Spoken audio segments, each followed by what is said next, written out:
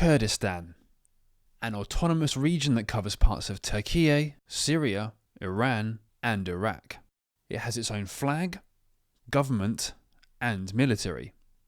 It's also a region that, along with federal Iraq, the FCDO currently advises against all but essential travel. This is, according to them, due to a high threat of terrorist attacks, kidnappings and regional tension. But is this information true to reality? What actually is Kurdistan like at the moment?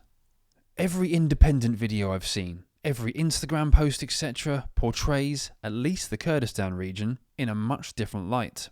A thriving place, full of history, natural beauty and rapid modernisation, as well as incredibly welcoming and friendly people overall. Visit Kurdistan has even promoted tourism during Spanish football games this season. My interest was piqued, and to be honest this trip had been a long time coming. Kurdistan had been on my list for a couple of years now. Research done and my visa sorted, I could book my flights and a hotel and see things for myself. Good morning. I've just parked up at the beautiful, wonderful Stansted Airport. I best get going though because the bus is waiting over there. Right. I had an early afternoon departure time, so arrived late morning. The usual pre-flight pint done, it was time for the first flight of the day, with Pegasus Airlines to Istanbul. I touched down about 3.5 hours later with a further 3 hours to kill before flight number 2. Time for food and some more reading. As it turned out, a lot of time. So, quick update. The first flight was cancelled. That was supposed to leave just before 11. Then the next flight was supposed to leave just before 1 AM. That was delayed 5.5 hours, and now it's been delayed by another hour and a half. And at this point, I'm not even sure I'm going to be going. The delays were due to heavy fog in Erbil, but after about 14 hours in Sabiha Gökçen Airport, we finally boarded the plane. And the flight that was supposed to have departed at 5 to 1 in the morning took off around 20 to 10 in the morning and landed in Erbil, the capital of Kurdistan, shortly before midday. I hopped into a taxi on this wet winter morning and it was straight to my hotel to check in and freshen up. After a day of travelling, I've finally made it to my hotel room, so let's have a quick look around before I have a freshen up and head out. First off, considering it's just me in here, it is big. Massive bed just for me. Standard TV, kettle and such. Little seating area over here. Loads of wardrobe space. And then bathroom. A little kind of wet room style shower. Yeah, happy with this. Right, well I'm showered and dressed. I've got my Iraqi dinner ready as well. For context, that 1,000 is worth about 55p. Let's see how much of Erbil I can check out in about the 3 hours of daylight I've got left. After losing half a day of my visit here, I had to make up for lost time, so immediately headed to the main square and citadel. I had seen plenty of videos and pictures of this area prior to my arrival, but what I'd not seen in any of those was it being absolutely rammed. Because of the delay I'd experienced, I'd had to change my itinerary around. Exploring the city was supposed to have been the following day. As it turned out, I'd walked right into the middle of a peaceful protest. Specifically, I was told, a protest against the treatment of Kurds under the current regime in Syria. I stood out like a sore thumb, but, and this will be a recurring theme, everyone that came up to me was incredibly welcoming. Some asking why I was in Kurdistan, was I a journalist, but every question came from a place of curiosity and kindness. I was offered phone numbers if I needed anything during my stay, and some people, they didn't even ask why I was there, they just came up to me and said, "Welcome to our country, you are welcome here." This was my first interaction with locals, who wanted their picture taken with my camera. That will also be a recurring theme. While it was a protest, as an outsider, it also came across to me as a celebration of being Kurdish. Everyone was together in solidarity. I didn't feel any underlying ulterior motives that you can find at some protests. Most importantly, I felt safe. Overwhelmed a bit, but safe. I tried to escape to the bazaar, but it was heaving with people all around the edges. Not inside, but to me the best stuff was around the edges. By now I was hungry, so set about finding some famous Kurdish street food. I was told later on that this was baklava, but it was unlike any baklava I've ever had. It was soft and gooey, just the right amount of sweetness. It cost 4,000 Iraqi dinars, which is £2.25.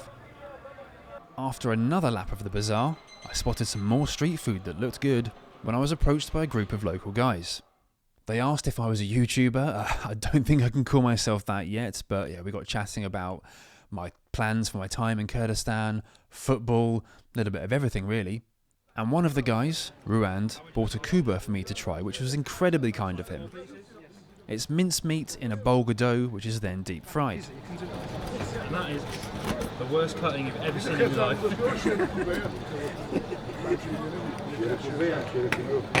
Right, well, there's 4 of us. Why don't we have a piece each? Piece each? Take it.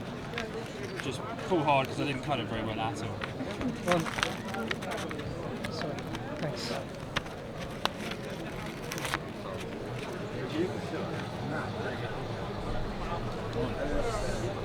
Cheers for the kuba, guys. Do you mind?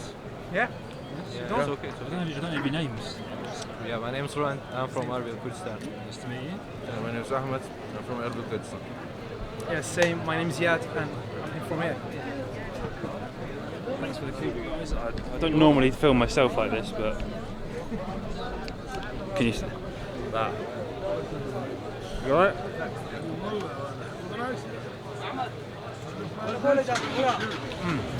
My first kuba. Yeah, it's pretty good. Yeah, it's really good actually. Really good. After that, I wanted to try and escape the crowd for a bit and came across this shopping centre, where inside I found a nice little cafe type place for my first cup of Kurdish tea. This cost 2,500 dinars or £1.41. Even after the sun had gone down, there was still a lot of people carrying on the demonstration in the square, with fireworks being let off into the night sky. The next order of business was to find dinner, and for the second time in a matter of hours, I found myself a recipient of the famous Kurdish hospitality. Hello, bro. Hello. How are you? Good, you? From where you are? From England. Hi, welcome. Oh, I'm from you. Scotland. Oh. I'm joking. I was going to say, they don't sound very Scottish. Are you new? Are you new here? Yeah, Scotland? Since how many days? Time. This morning. Okay. Yeah. Enjoy the... Yeah, I wasn't expecting that. Oh. Hello, sorry. She's so beautiful that you lost No, your image. it's been a very, very long, I know. long day. Traveling long can be day. hectic sometimes, yeah. Yeah, my flight was delayed by 8 hours. I was travelling for a day to get here. So you were in federal Iraq before? No, I came straight from. I flew to Turkey, and then came here. So yeah. So. How long more you are staying in Kurdistan? Just tomorrow and then Sunday I go home. So it's 2 days, correct? Yeah. Sorry? Why you came? I just wanted to see the country. I've seen so much about it and read so much. He's not a spy. No. It's a common thing here. I don't know. Whenever, Or am I? No, it's not like whenever that. we see a I foreigner, just asked. No, it's cool. No. whenever we see a foreigner, we say that he's a spy. It's a common thing. I know I've been asked if I'm like a journalist or other things and everything today, but yeah. So Have you eaten something? no, I just keep looking around, just like I don't know what to go for, and there's so much stuff. You can eat something and take him to Kaunara with us. Music and stuff. If you Tabashi? Keshonya? If you don't mind. Alright, let's go. If you don't mind. Let's Yeah. go. Okay. Let's go. Let's go eat something and go. we go to a cafe for Me music. too. Thank you. Music and stuff. So take your photos as well. Oh, I'm Matt, by the way. That's so backwardness. Anyway, I'm Haval, and you? Haval. Matt. Sorry. Matt? Yeah. Hero. Hero. Haval. Oh, nice to meet you. Yeah, you were here? Haval and Hero took me under their wing for the evening and bought me dinner. A delicious kebab from another of the many street stalls. Tomato. Pile up, baby, pile up.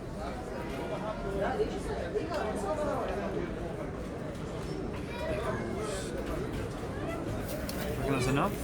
Yes. Now you can have some of sumak. Sorry. sumac. I love sumac. We call it something Amazing. that doesn't mean so good here in Arabic when they call it. I just said it, so don't share it. Nice. Yum, yum, yum, Yeah, I yum. know. Bon appétit. Next up was this arty, quirky tea place that was my kind of vibe. Not only is there tea, but there's also a mini library and impromptu live music.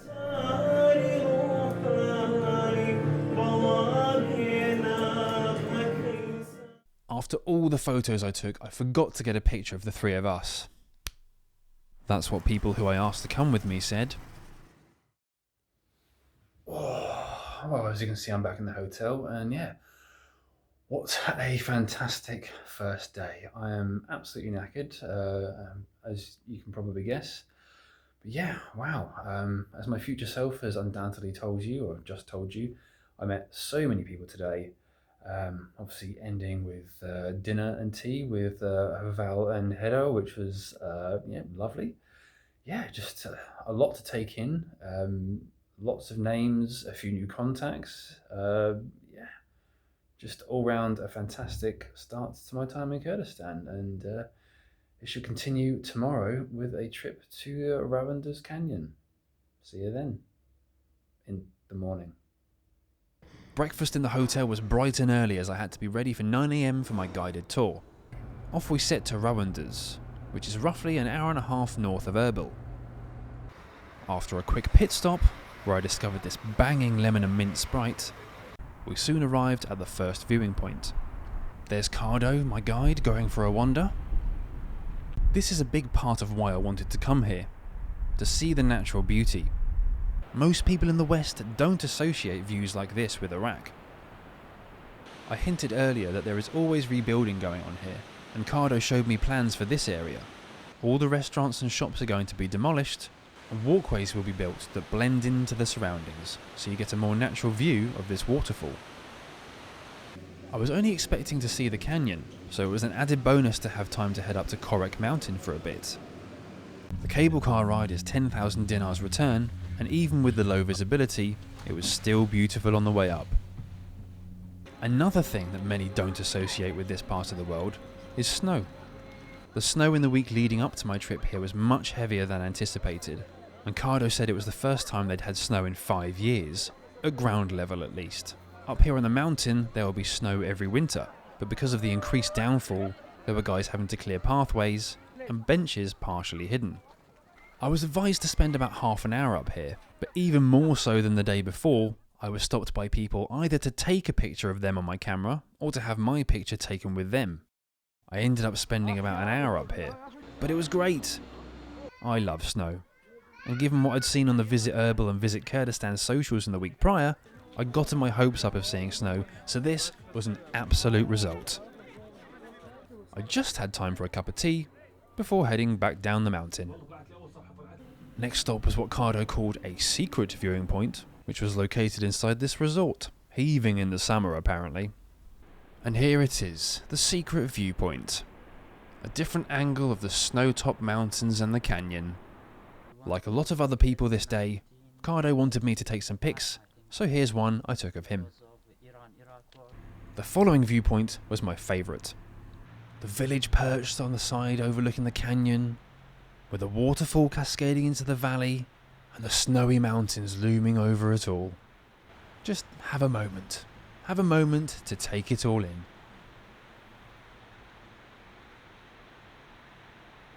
Not only that, but wildlife too, with a herd of goats traversing the landscape. This viewpoint seems more popular. Don't get me wrong, it's great. It's just not as great as the previous one in my opinion. And this is a bust of A.M. Hamilton, a New Zealander who moved to Iraq after the First World War, and who was the principal engineer on the main road through the canyon, a road which still bears his name to this day. We were overdue for some lunch, and Cardo said this place was one of the best for kebabs around, and even better than most in Erbil. Chicken soup and some vegetable sides to start, those sides were amazing. The pickled lettuce and the carrot one, top tier. The The kebab meat itself was juicy and full of flavour, even before I covered it in sumac. The whole meal cost 10,000 dinars. There was just enough time to see Kanzad Castle on the way back to Erbil.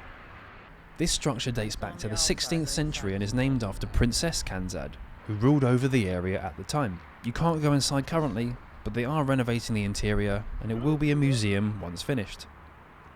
And that, sadly, was the tour done. We hit the road back to the Kurdish capital. As you can see, quite obviously, I am back at my hotel room.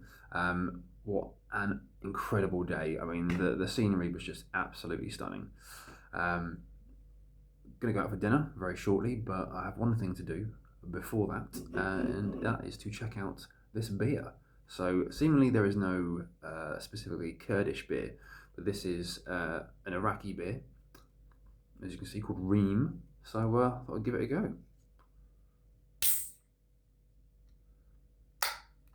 The can of Reem was 5,000 dinars, by the way. Yeah, it's pretty good, that. Quite smooth, not too bitter. Yeah, it's a Pilsner, by the way. Yeah, it's decent, that. 4.8% and pretty light. Yeah. Happy with that. Right.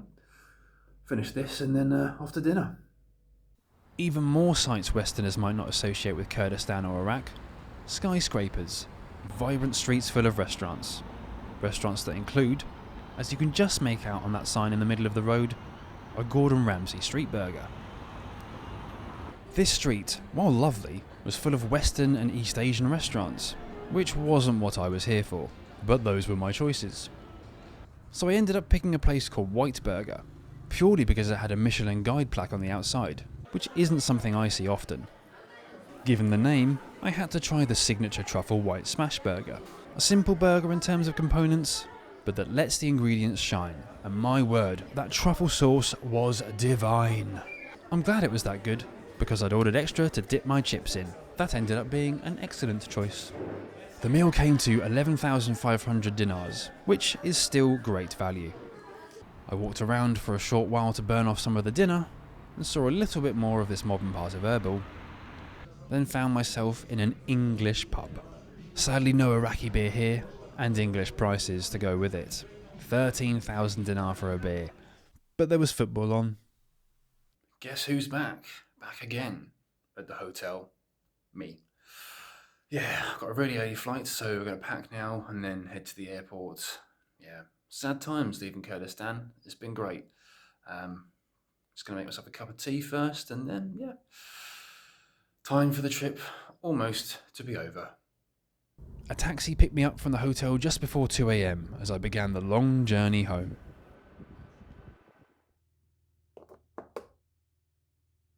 This trip was always planned to be a short one. Even after all of my research, I thought it may be safer to just go for a couple of days, just in case. In hindsight, I wish I'd gone for longer, even though I saw quite a lot during my 1.5 days there. If my flight hadn't been delayed by so much, I could have seen some of the mosques, churches, other areas of Erbil, but alas, well, it wasn't to be. But with more time in Kurdistan as a whole, I could have visited Suleymaniye, for example, even ventured into federal Iraq. There is a part of me that is itching to go back, but then, as always, there's so many other countries that I've not visited at all. Should you visit Kurdistan? Well, that's a question that only you can answer, but if you're currently sitting on the fence, I hope this video has helped you come to a decision. As always, do your own research and make your mind up for yourself. If I only had one word to sum up the people of Kurdistan, it would be pride. And I don't mean that in the arrogant sense. The people I met were so proud of where they come from. Proud to welcome people in and show them the culture, the nature, the food. I know Kurdistan isn't internationally recognised as a nation state right now, but it did feel like its own country. Even people I met from Baghdad said the same thing. I'm not well versed enough to weigh in properly on the debate, but what I do know is the Kurds are a great people, and I'm proud to have been able to share a small amount of my time with them. That's all for this video. Have a good one, and I'll catch you next time.